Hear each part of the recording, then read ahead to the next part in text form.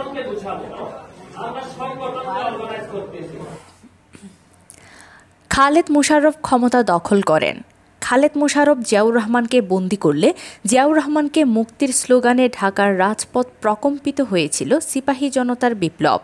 সেই বিপ্লবের হাত ধরে উদিত হয়েছিল বাংলাদেশের নতুন সূর্য জিয়াউর রহমান। এমনটাই মন্তব্য করেছেন বিএনপির দক্ষিণ জেলা আহ্বায়ক কমিটির সদস্য শেফায়েত উল্লাহ চক্ষু। আগে আমরা সংগঠনকে বুঝাবো। যারা আমাদেরকে প্রশ্ন করতেছেন, বারবার আপনারা প্রোগ্রাম করতেছেন, আপনারা অর্গানাইজ করতেছেন, কেন? আমরা সংগঠনকে অর্গানাইজ করতেছি। আমরা জিয়া পরিবারকে ভালোবাসি, তাদের শিশকে ভালোবাসি। এই তাদের শিশের এলোপাতারি বিশৃঙ্খল পরিবেশকে একটি পরিবারকে সুসংগত করার জন্য একটা নির্দিষ্ট গ্রেড আনার জন্য আমরা এই সংগঠনের জন্য কাজ করে যাচ্ছি। আমরা আমাদের স্বার্থের জন্য হ্যাঁ, আমরা বলি না যে আমি একটা কথা বলতে চাই, তারা যখন তাদের দলের এই ইয়াটা হারাইছিল, নিবন্ধন হারাইছিল, ঠিক সেই সময় আমাদের দেশনেত্রী বেগম খালেদা জিয়া তাদেরকে দানের শীল দিয়ে নির্বাচন করেছিল। কিন্তু আমি আরেকটা কথা বলছি, আজকে যখন শেখ হাসিনা তাদেরকে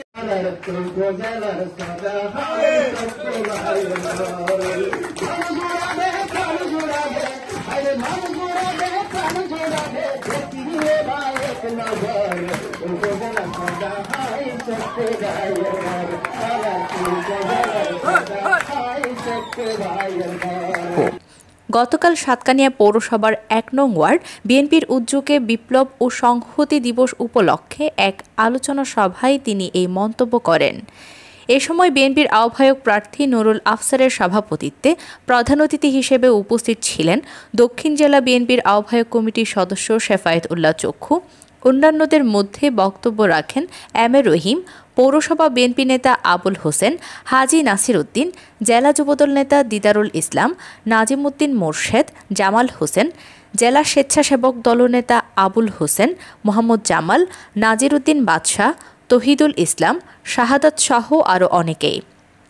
প্রধান অতিথির বক্তব্যে শেফায়েত উল্লাহ ৭৫ পরবর্তী পটভূমিতে জিয়াউর রহমানের সঠিক নেতৃত্বে রাষ্ট্রের বহু উন্নয়ন, মানবাধিকার ও মানুষের মৌলিক অধিকার নিশ্চিত হয়।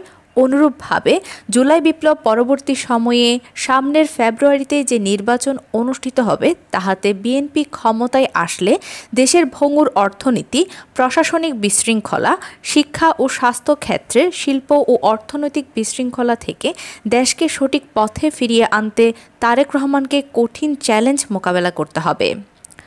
ওবায়দা খান সামিয়া, BSP TV।